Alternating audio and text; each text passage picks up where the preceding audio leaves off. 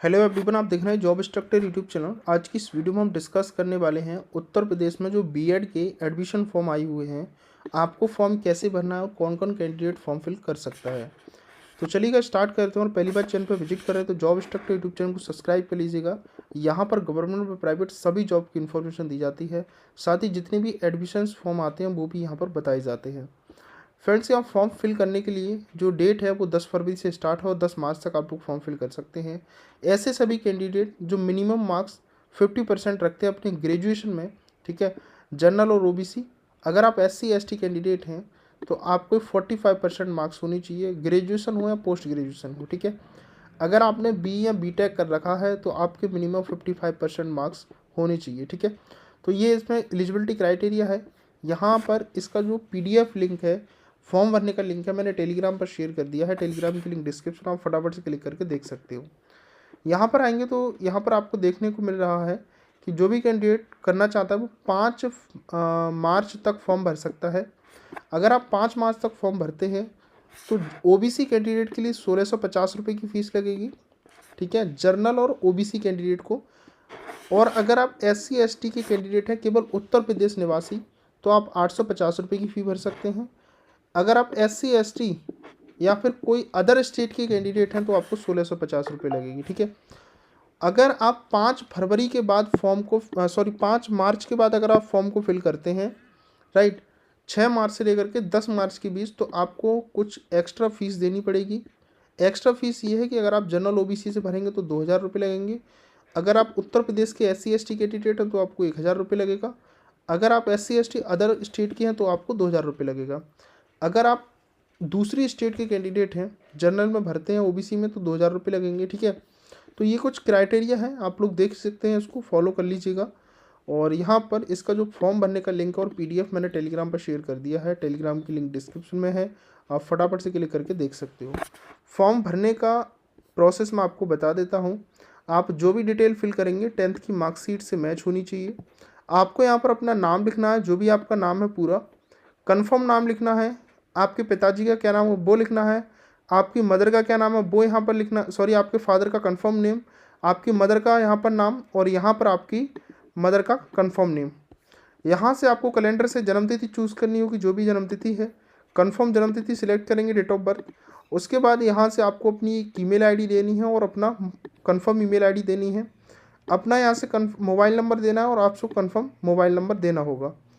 उसके बाद यहाँ से आपको जनरेट ओटीपी पर क्लिक करना होगा। अब यहाँ से आपको ये सिक्योरिटी कैप्चर डालना होगा। उसके बाद यहाँ से आपको इसे सबमिट करना होगा। यहाँ से आपने जो भी अपना मोबाइल नंबर दिया था, आपके मोबाइल पर एक ओटीपी जा चुकी है, वो ओटीपी यहाँ से आप डालेंगे।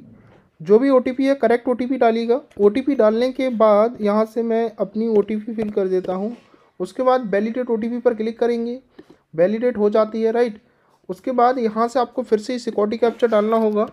सिक्योरिटी कैप्चा मैं यहाँ से इसे फिल कर देता हूँ। उसके बाद इसको रजिस्टर पर क्लिक करना होगा। जैसे आप रजिस्टर पर क्लिक करते हैं, आपका जो रजिस्ट्रेशन है वो कंप्लीट यहाँ से हो जाता है। आपने अभी जो भी डिटेल दी थी वो सारी डिटेल यहाँ पर आ जाती है, राइट। अब अपना फॉर्म फिल करने के लिए यहाँ से आपको click here to edit application पर क्लिक करना होगा, जो विंडो पॉपअप हो रही है। उसके बाद फ्रेंड्स यहाँ से आपको अपना जेंडर चूज़ करना है, जो भी आपका जेंडर है। उसके बाद यहाँ से आपको अपना मैरिटल स्टेटस चूज़ करना है कि मैरिड है, अनमैरिड है, डिवोर्स कैंडिडेट है, सेपरेटेड, विधवा, जो भी है यहाँ से आप उसको सिलेक्ट करेंगे। अगर आप फीमेल कैंडिडेट हैं, अगर आप मैरिड कैंडिडेट हैं तो यहाँ से आप अपने हस्बैंड का नाम लिखेंगे। यहाँ से आपको अपनी नेशनलिटी चूज़ करनी है। बोला जा रहा है कि आप उत्तर प्रदेश के कैंडिडेट हैं या अदर देन उत्तर प्रदेश हैं। मान लीजिएगा आप उत्तर प्रदेश के नहीं हैं, आप यहाँ से अदर देन यूपी सिलेक्ट करेंगे तो यहाँ से ऑटोमेटिकली जनरल पर सिलेक्ट हो जाता है, ठीक है। अगर आप उत्तर प्रदेश के हैं तो यूपी सिलेक्ट करेंगे। क्या आपने 10th उत्तर प्रदेश से की है? जी हाँ, बिल्कुल की है। आपने 12th उत्तर प्रदेश से किया है तो यस करेंगे, जैसे नहीं किया तो यहाँ पर नो करेंगे, राइट। उसके बाद यहाँ से आपको ग्रेजुएशन की बतानी है, ग्रेजुएशन आपने उत्तर प्रदेश से किया है तो यस करेंगे। आपको अपनी कैटेगरी चूज़ करनी होगी, जो भी आपकी कैटेगरी है। उसके बाद क्या आप नॉन क्रीमी लेयर से संबंधित रखते हैं? अगर आप ओबीसी कैंडिडेट सेलेक्ट करते हो तो आपको बताना होगा कि आप नॉन क्रीमी लेयर कैंडिडेट हैं। अगर आप जनरल सेलेक्ट करते हो तो आप कोई भी कैटेगरी कुछ भी नहीं पूछा जाएगा। एससी करेंगे तो एससी का सर्टिफिकेट नंबर आपको देना है। इसी तरह से आप ओबीसी करेंगे तो यहाँ से क्रीमी लेयर या नॉन क्रीमी लेयर आपको बताना होगा। कास्ट सर्टिफिकेट नंबर आपको देना होगा। अगर आप हैंडीकैप कैंडिडेट हैं तो यस पर क्लिक करेंगे, ठीक है। उसके बाद यहाँ से डिसेबिलिटी टाइप सेलेक्ट करना है, अगर नहीं है तो सिंपली आपको नो करना है। और उसके बाद यहाँ से आपको अपना एक आईडी प्रूफ सिलेक्ट करना होगा, driving licence, passport, voter ID या कोई अदर डॉक्यूमेंट, ठीक है। तो जो भी आप देना चाहते हैं वो डॉक्यूमेंट्स यहाँ से आप लोग दे सकते हैं। तो सपोज़ यहाँ से मैं अदर पर सिलेक्ट करूँगा तो यहाँ से आपसे कुछ भी नहीं पूछा जाएगा, बाद में आपसे डॉक्यूमेंट्स मांगे जाएंगे। उसके बाद यहाँ से आपकी ईमेल आईडी, मोबाइल नंबर आ जाता है। उसके बाद यहाँ पर बोला जा रहा है कि अभ्यर्थी कोई अल्टरनेट ईमेल आईडी दे और अभ्यर्थी कोई अपना अल्टरनेट मोबाइल नंबर दे। तो आप अपनी फैमिली में जिसका भी मोबाइल नंबर ईमेल हो तो किसी का भी आप यहाँ पर दे देना, लेकिन ऐसा देना कि अगर मान लो OTP वगैरह जाती है तो वो आप वैलिड हो, चल रही हो, OTP ले पाएँ। यहाँ से आप अपना एड्रेस लाइन 1 में एड्रेस डालेंगे, लाइन 2 में और लाइन 3 में, ठीक है। यहाँ से अपना अगर गांव के रहने वाले हैं तो विलेज, पोस्ट, तहसील लिखेंगे, ठीक है। और उसके बाद यहाँ से आपको अपनी स्टेट चूज़ करनी है, जिस भी स्टेट से आप बिलोंग करते हैं। सपोज़ मैं यहाँ से स्टेट उत्तर प्रदेश से बिलोंग करता हूँ तो यूपी सिलेक्ट करूँगा। यहाँ से आपको अपनी डिस्ट्रिक्ट चूज़ करनी है, जो भी आपकी डिस्ट्रिक्ट है, ठीक है। तो डिस्ट्रिक्ट आप लोग यहाँ से सिलेक्ट करेंगे, अपना पिन कोड यहाँ पर डालेंगे, ठीक है। आपने अभी जो एड्रेस ऊपर दिया है ये वाला, ठीक है, अगर ये एड्रेस और ये एड्रेस अगर आपका सेम है तो आपको यस पर टिक करना है। अगर ये दोनों एड्रेस अलग अलग हैं तो नो पर टिक करना है और यहाँ से आपको अपना एड्रेस फिल करना होगा, ठीक है। अगर यहाँ पर यस पर टिक करते हैं तो ऊपर जो एड्रेस आप दिए होंगे वो सेम एड्रेस यहाँ पर ऑटोमेटिकली पेस्ट हो जाएगा। नीचे आना है, यहाँ से आपको कुछ डॉक्यूमेंट्स अपलोड करने होंगे। डॉक्यूमेंट्स में सबसे पहले आपसे पूछा जा रहा है आपको पासपोर्ट साइज फ़ोटो अपलोड करना होगा, ठीक है, जो कि 25 से 50 KB के बीच का हो। चूज़ फाइल करेंगे, अपलोड पर क्लिक करेंगे, डॉक्यूमेंट्स अपलोड हो जाएगा। सिग्नेचर अपलोड करना है, ठीक है। उसके बाद यहाँ से आपको अपने लेफ़्ट एंड राइट फिंगर भी अपलोड करनी होगी। कृपया बाएं और दाएं की, ठीक है, जो आपके लेफ़्ट हैंड थंब इम्प्रेशन है वो अपलोड करने पड़ेंगे आपको, राइट। और यहाँ पर फिंगर इम्प्रेशन भी बोला गया है, ये सभी चीज़ आपको अपलोड करना है। OBC SC ST से अगर आप बिलोंग करते हैं तो उसका सर्टिफिकेट आपको देना होगा। ये सर्टिफिकेट आपका 1 अप्रैल 2023 के बाद का बना हुआ होना चाहिए। दूसरा यहाँ पर बोला गया है कि please upload the copy 10th की मार्कशीट, यहाँ से आप अपलोड कर सकते हैं, ठीक है। Issued from the board from UP या डोमिसाइल बिलोंग टू यूपी, तो उसके लिए यहाँ पर आप 10th की मार्कशीट अपलोड कर सकते हैं। उसके बाद यहाँ पर बोला गया है कि आपको अपनी एनुअल फैमिली इनकम सर्टिफिकेट जो है वो भी अपलोड करना होगा। ये 1 जुलाई 2025 के बाद का बना हुआ होना चाहिए। उसके बाद फ्रेंड्स यहाँ से बोला गया है कि please upload scan photo ID. जैसे ऊपर मैंने अदर पर टिक किया था तो कोई भी एक आईडी अपना आधार कार्ड यहाँ से आप क्लिक करके अपलोड कर सकते हैं, ठीक है। तो ये सभी डॉक्यूमेंट्स अपलोड करने के बाद सेव एंड नेक्स्ट कंटिन्यू पर आपको क्लिक करना होगा। यहाँ से आपको अपनी क्वालिफिकेशन डिटेल ऐड करनी है। क्वालिफिकेशन डिटेल में आपको सबसे पहले B.Ed के लिए कौन से स्ट्रीम आप ऑप्ट करना चाहते हैं, वो आर्ट, कॉमर्स, साइंस जो भी है आपके पास वो सिलेक्ट करेंगे। देन उसके बाद बोला जा रहा है कि प्रश्न पत्र में भाषा का सिलेक्शन करें। आप क्वेश्चन पेपर जो आपका एंट्रेंस एग्जाम होगा वो इंग्लिश में, हिंदी में लेना चाहते हैं वो यहाँ से सिलेक्ट करेंगे। 10th की डिटेल देनी है कि 10th में आपकी परसेंटेज था या CGPA था, वो यहाँ से सिलेक्ट करना है। आपने जो 10th है वो किस बोर्ड से किया हुआ है, 10th में आपके मैक्सिमम मार्क्स कितने थे और आपको कितने मार्क्स मिले हैं। जैसे उत्तर प्रदेश की बात करूं तो टोटल 600 मार्क्स का होता है, इसमें से आपको कितने मार्क्स मिले हैं वो बताना है। यहाँ से परसेंटेज निकल आती है। किस साल आपने क्वालिफाई किया है वो क्वालिफाइंग डिटेल ईयर आपको बतानी है। और यहाँ से आपको अपनी 10th की मार्कशीट अपलोड करनी पड़ेगी। सिलेक्ट करने के बाद चूज़ फाइल पर अपलोड करेंगे, आपकी मार्कशीट अपलोड हो जाएगी।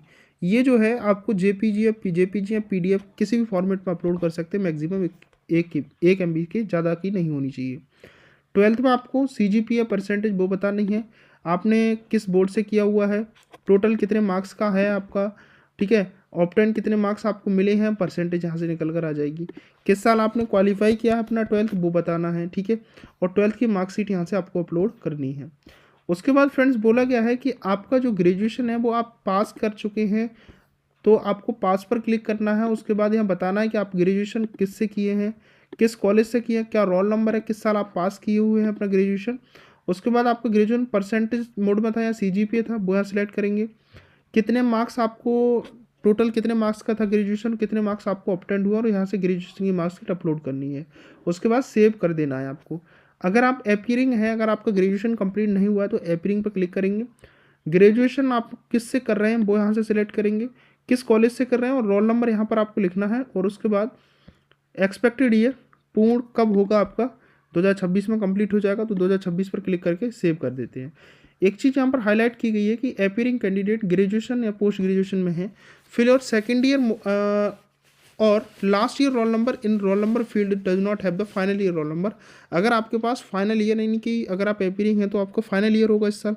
अगर आपके पास फाइनल ईयर का रोल नंबर नहीं है तो आप सेकेंड ईयर का रोल नंबर यहाँ पर डाल सकते हैं। उसके बाद यहाँ से आप लोगों को सेव कर देना है। अब यहाँ से आपको वेटेज डिटेल देनी होगी। वेटेज डिटेल में क्या होता है कि जैसे यहाँ बोला गया है कि कुछ स्टेप होते हैं आपको कंप्लीट करने होते हैं, इसमें कुछ मार्क्स भी आपको मिलेंगे। जैसे बोला गया कि any candidate receive more than 25 marks आपको इस वेटेज के थ्रू भी मिल सकते हैं। इसमें आपका जैसे कोई स्पोर्ट्स है, एनसीसी है, एनएसएस है या स्काउट गाइड कर रखा है तो उससे रिलेटेड डिटेल देनी है। अगर मान लीजिएगा अगर आपके पास कोई भी राज्य स्तरीय या अंदर विद्यालय में कोई खेल प्रतियोगिता में भाग लिया है तो यस पर क्लिक करेंगे। यहाँ से आपको अपना इंडिविजुअल प्रतियोगिता अभ्यर्थी द्वारा, ठीक है, वेटेज फर्स्ट सेकंड डिवीजन कौन सा रहा है वो यहाँ सिलेक्ट करेंगे। डॉक्यूमेंट सिलेक्ट करना होगा उसका। उसके बाद यहाँ से आपको अपना टीम प्रतियोगिता में आप जो है क्या थे वो यहाँ बताना रहेगा, ठीक है। ये भी सिलेक्ट नहीं हो रहा है, जब तक कि डॉक्यूमेंट्स अपलोड नहीं होगा तब तक ही सिलेक्ट नहीं होंगे, ठीक है। अगर हैं तो यस करेंगे, नहीं है तो नो करेंगे। उसके बाद यहाँ पर नेशनल कैडेट या राष्ट्रीय सेवा में योजनाओं के अभ्यर्थी अगर आप हैं तो यस करेंगे। उसके बाद यहाँ से कौन से थे वो बताना, डॉक्यूमेंट्स आपको अपलोड करना, नहीं है तो सिंपली नो करना। तो इसी तरह से आपको सभी डिटेल देनी है। क्या आप जो फ्रीडम फाइटर के डिपेंडेंट रिजर्वेशन चाहते हैं तो यस करेंगे, नहीं तो नो करेंगे। और यस करेंगे तो आपको अपने रिलेटिव डॉक्यूमेंट्स देने होते हैं, ठीक है। उसके बाद यहाँ पर बोला गया है कि अगर आप जो है जैसे मान लीजिएगा active service the impressed retired defence person son या डॉटर अगर आप हैं such the person related to a disabled missing dead of the, ठीक है, डिफेंस में मिस हो चुके हैं, डेड हो चुके हैं, तो उसके अकॉर्डिंग आप यहाँ स्नो करेंगे। उसके बाद फ्रेंड बोला गया कि आपके पति पुलिस, ठीक है, या पीएससी या बीएसएफ या एसएसबी या आईटीबीपी सीआरपीएफ या होमगार्ड सेवा से सेवानिवृत्त हैं या ऐसी सेवा देने के दौरान मृत हो चुके हैं, अपंग हो गए हैं तो यस करेंगे और नहीं तो नो करेंगे। और उसके बाद यहाँ से आपको अपनी सभी डिटेल जो है कंप्लीट करनी है। कंप्लीट करने के बाद फ्रेंड्स यहाँ से आपको सेव एंड नेक्स्ट पर क्लिक करना है। आप इसको यहाँ से सेव करेंगे, आपकी जो डिटेल है वो यहाँ से सेव हो जाती है। अब फ्रेंड्स यहाँ से आपको अपना सेंटर चूज़ करने हैं कि आप कहाँ पर एग्ज़ाम सेंटर लेना चाहते हो। तो कोई 3 सेंटर आप यहाँ से 5 सेंटर यहाँ से कोई आप चूज़ करेंगे। तो मैं यहाँ से मैं अपने अकॉर्डिंग यहाँ से सिलेक्ट कर लेता हूँ। तो आप अपने नज़दीक जहाँ भी हैं वो अपने अकॉर्डिंग आप सिलेक्ट करिएगा। 1650 रुपये की फ़ीस बताई जा रही है क्योंकि मैंने OBC से फॉर्म फिल किया है तो 1650 रुपये की फ़ीस यहाँ से मुझे पे करनी होगी। उसके लिए फ्रेंड्स यहाँ से एक मोड आपको सिलेक्ट करना होगा कि ICICI के थ्रू करना चाहते हैं या HDFC करना चाहते हैं, वो यहाँ से मोड सिलेक्ट करेंगे कोई भी एक। उसके बाद फ्रेंड्स यहाँ से आप आई एग्री पर क्लिक करेंगे। उसके बाद ये सिक्योरिटी कैप्चा यहाँ से आप लोग डालेंगे। सिक्योरिटी कैप्चा डालने के बाद यहाँ से आपको इसे सबमिट पर क्लिक कर देना। उसके बाद यहाँ से आपको प्रोसीड पर क्लिक कर देना है। उसके बाद फ्रेंड्स यहाँ पर बोला गया है करेक्ट कैप्चा डालने के लिए, मुझसे गलत हो गया, दोबारा से यहाँ पर मैं इसे फिलअप करता हूँ। उसके बाद यहाँ से इसको सबमिट करूँगा, प्रोसीड पर क्लिक करूँगा। मेरा अब पेमेंट की बारी है, मेरा फॉर्म जो है वो कंप्लीट हो चुका है। तो फ्रेंड्स इस तरह से आपको अपना जो फॉर्म है कुछ कंप्लीट करना होगा। इसके अलावा आपको कोई डाउट है, समझ नहीं आ रहा हो तो कमेंट में आप मेरे से पूछ सकते हो। पेमेंट आप यहाँ पर क्रेडिट डेबिट किसी से भी कर सकते हो, नेट बैंकिंग से कर सकते हो, UPI के माध्यम से, QR के माध्यम से, जैसे भी आप सूटेबल हो आप अपने अकॉर्डिंग पेमेंट यहाँ पर कर सकते हैं।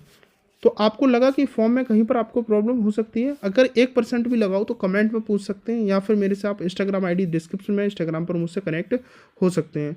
तो फ्रेंड्स चैनल को सब्सक्राइब करके रखें। जॉब इंस्ट्रक्टर यूट्यूब चैनल पर आपको जो भी इन्फॉर्मेशन मिलेगी एकदम से सही और ऑथेंटिक मिलेगी, कोई फेक इन्फॉर्मेशन आपको नहीं दी जाती है, ठीक है। तो मिलते हैं किसी नेक्स्ट वीडियो में, तब तक के लिए।